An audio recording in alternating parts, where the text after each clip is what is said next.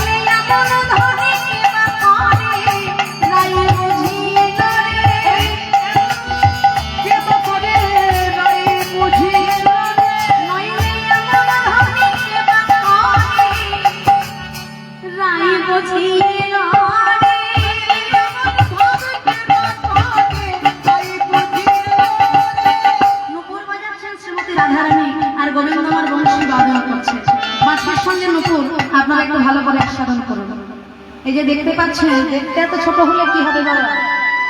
বাবা বিশাল নিজের ভাই বলে বলছে না, আমার ছোট ভাই, আমার দুটি ভাই আজকে আমার সঙ্গে এসেছেন। তো এই দুটি ভাই অত্যন্ত গুণী, আপনারা সবাই দেখতে পাচ্ছেন এইটুকু ছোট বয়সে এদের কত সুন্দর শিক্ষা। অথচ অবশ্যই এগুলিতে আমাদের কোনো কৃতিত্ব নেই। আপনারা সবাই জানেন আমার পিতা, আমার বাবা কীর্তন শিক্ষক পণ্ডিত শ্রী অনিল কুমার ভট্টাচার্য মহাশয়, তার শিক্ষার দ্বারাই আমরা আজকে আপনাদের মতো ভক্তপরায়ণ সাধুগুরু বৈষ্ণবের সামনে দাঁড়ানোর সুযোগ সৌভাগ্য অর্জন করেছি। তা কত সুন্দর বাঁশি বাজাচ্ছে, হ্যাঁ, আপনারা একটু প্রাণ ভরে আস্বাদন করুন। এদিকে রাধারানী বংশীর ধ্বনি শুনে নূপুর বাজাচ্ছে, আর শ্রী গোবিন্দমার বংশী বাদন করছে।